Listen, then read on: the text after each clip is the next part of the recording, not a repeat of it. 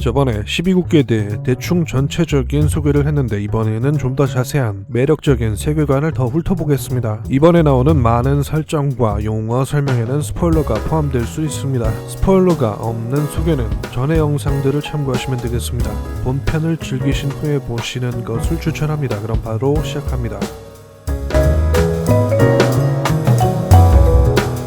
우선 가장 넘어가기 쉽지만 근본이자 분명한 세계관에서 가장 중요한 비밀이 있을 것 같은 창세 신화부터 봅시다. 먼 옛날 아홉주와 네 야만족이 있었다. 백성은 도리를 모르고 군주는 도리를 알면서도 이를 가벼이 여겨 공정하지 않으니 천지의 이치를 무시하여 인도를 벗어나 법도를 심히 가벼이 여기어 세상의 전쟁이 끊이지 않고 피해강을 이루었다. 천재 이를 슬퍼하여 섭리를 바로잡으려 하니 인간은 음행을 탐하고 누구도 행동을 고치려 하지 않았다. 내 이제 구주 사이를 청산하고 모든 것을 새로이 하여 섭리로서 천지를 창세하여 법도로 이 일을 열리라. 구주 사이 즉 13주를 멸하고 5명의 신과 12명의 인간을 남기고 모두 알로 되돌리다. 13나라를 열고 그 중앙의 한 나라에 오산을 만들고 성모로 하여금 이를 지키도록 하였다. 오산을 둘러싼 한 주를 황해로 바꾸고 5신을 용왕으로서 오산에 각각을 지키도록 하였다. 남은 12국에 왕을 두고 각각 나뭇가지를 건네어 나라의 기반을 삼게 하였다. 가지에는 3개의 열매가 달려 있었고 한 마리의 뱀이 감겨 있었다. 뱀이 몸을 뚫고 하늘에 받쳐 올려 지탱하다. 과실들은 떨어져서 하나는 왕자가 되고 하나는 토지가 되며 하나는 나라가 되다. 가지는 붓이 되어 그로써 개벽을 열다. 여기서 뱀은 하늘에서 정한 규율인 태강을, 국토는 백성을, 나라는 법률을, 붓은 역사를, 옥좌는 왕의 덕목과 인도, 즉 제복, 기린을 말한다고 합니다. 원래 세상이 있었는데 신이 미쳐 돌아가는 세상을 보고 한탄해서 한번 세상을 뒤집어 엎어서 세상을 다시 만들어냈다는 내용인데, 여기서 재미있는 점은 왜 굳이 아홉주와 네 야만인이라는 구주사이라는 말을 집어넣었는가. 또 세상을 멸하면서 5명의 신과 12명의 인간만을 남기는데 나머지는 알로 되돌렸다는 것도 희한한 문구입니다. 천재는 이 세계의 창조주입니다. 최고 신이고 하늘의 뜻할 때 하늘이 되는 그 존재입니다. 과거 문란하고 혼란스러웠던 세상을 멸망시키고 현재의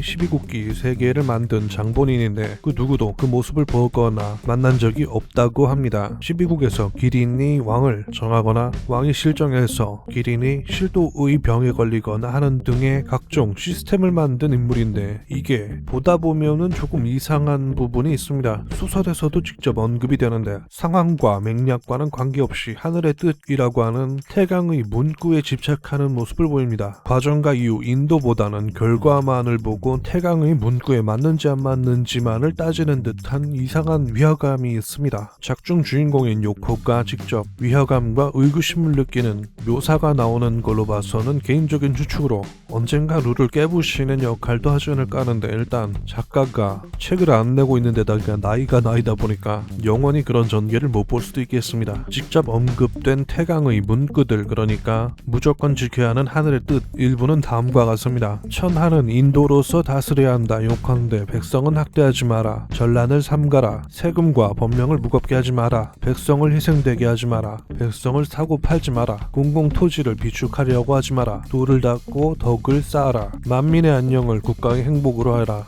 등등의 문구입니다. 또 중요한 문구, 군사를 가지고 다른 나라에 침입하지 마라 입니다. 여기서 침입은 각 나라의 국책에 위배되는 것, 타국의 영토에 도전하는 것, 왕이나 기린 없이 사령만으로 타국에 들어가는 것 등입니다. 이것은 죄 중에서도 대죄로 즉결 심판이 되는 느낌으로 해당 죄를 저지른 왕과 기린은 수일내로 죽는다고 합니다. 읽다 보면 문구를 지키는 내에서 편법을 사용하는 인물들을 볼 수 있습니다. 겉으로 보아서는 아무런 문제 없이 보이지만 이상할 정도로 틈을 비집고 들어가면 거기에는 문제가 없다고 하는 것이 희한한 부분입니다. 하여튼 세 번째는 왕이 없으면 구후의 전도가 있어야 하고, 왕이 있어도 여주 8주의 절반은 있어야 한다는 것입니다. 여기서 있다는 나라에 머무른다는 것으로 요컨대 제후들이나 관리, 왕 등이 함부로 나라를 비우게 해서는 안 된다는 그런 제약입니다. 왕이 부재 중일 때 구후는 모두 나라에 있어야 하며 왕이 부재가 아니더라도 최소 사후 정도는 나라에 남겨놓아야 된다는 말입니다. 요컨대 국가 운영에 공석을 만들지 말라는 이야기가 됩니다.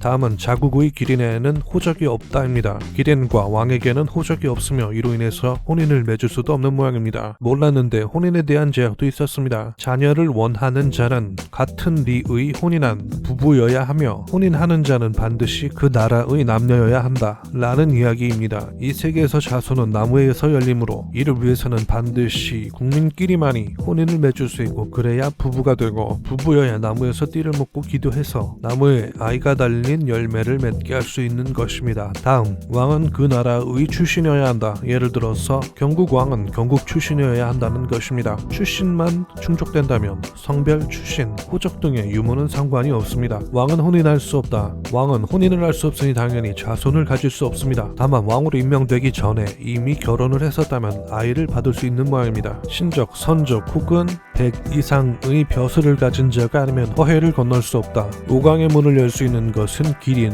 상위의 신선, 강력한 요마밖에 없다고 하며 선이 허해를 건너도 식은 일어나지 않지만 왕이 허해를 건너면 큰 피해가 일어납니다. 왕은 허해를 견디는 힘을 가지고는 있지만 그걸 강력하게 제한하는 것 같습니다. 마지막으로 100위 이상의 지위는 왕의 근친자, 총재, 삼공제후에 한정된다. 새로운 자리를 만들지 말라는 문구는 없지만 100위 이상의 자리를 늘리는 것은 안 되는 것 같습니다. 100위 이하가 가능한지는 알 수 없습니다. 엄청 기네요. 5신까지 짤막하게 소개하고 이번에는 끝내겠습니다. 세계관 내에서 언급되는 5신은 요마를 다스리는 황제, 수해를 다스리는 우제, 풍작을 다스리는 요제, 봉산의 주인으로 대진묘에 모셔져 있다는 왕부인, 그리고 제가 읽은 곳까지 해서 유일하게 직접 모습을 드러낸 우산의 주인 성모가 있습니다. 황혼의 길숙 새벽의 하늘편에서 등장하는데 묘사가 묘합니다. 어디에나 있을 것 같은 평범한 외모에